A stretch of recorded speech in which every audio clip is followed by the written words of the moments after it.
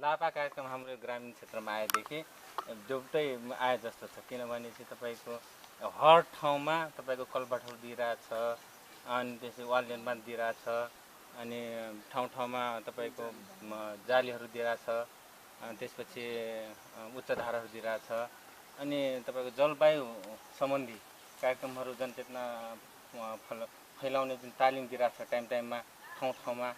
अनि त्यसै गरी तपाईँको हाम्रो यो नर्सरी सम्बन्धी, अनि त्यसपछि नस्ल सुधार सम्बन्धी बोका भयो, अनि त्यसपछि राङ्गा दिएको हो।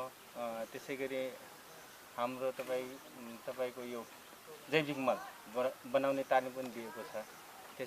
त्यसैले धेरै राम्रो छ।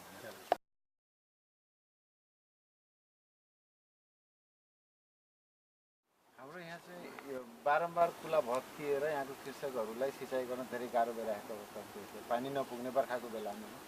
र हाम्रो जलवायु परिवर्तन कार्यक्रम अन्तर्गत लापाबाट हामीले केही विकल्प पायौँ, केही बजेट पायौँ 5 लाख बराबर, र त्यसले गर्दा हामीले यहाँनिर यो वाल निर्माण गरिसकेपछि स्टोन वाल तपाईँको यताको पानी भत्किएर उता जान पनि रुक्यो, र त्यो कुलाबाट यता आउन पनि रुक्यो, र लगभग 400 बिघा जमिनमा हामीले एउटा सजिलै सिँचाइ गर्न पाएका छौँ। यो वर्ष 400 बिघा जमिनमा हजुर कति घरधुरीलाई फाइदा पुग्यो? तपाईँको 450 घरधुरीलाई फाइदा पुग्यो।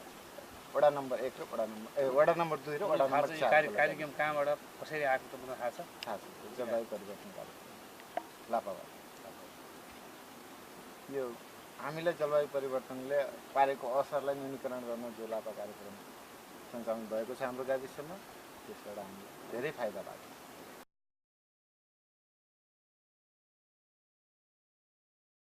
कुलालाई असर पारिरहेको थियो, यो कुलोलाई चाहिँ सेभ भयो र बाटो पनि हाम्रो चाहिँ गइरहेको थियो, बाटोलाई चाहिँ यो कुलो सेभ भएपछि यो कुलोबाट सिँचाइको क्षेत्र बढ्यो। हजुर पानी पुगेको छ। हजुर नयाँ वर्षेनी यो उसले बिगार्थ्यो, यो कुलाले बिगारिरहेको थियो, वर्ष प्रत्येक साल बिगारिरहेको थियो। लापा संस्थाले चाहिँ नेपाल जलवायु परिवर्तन संस्थाले अनि चाहिँ हाल दिएर अहिले चाहिँ हामीलाई धेरै राहत भयो। कति पैसाको यो आयोजना तपाईँले कति सम्मान गर्नुभयो?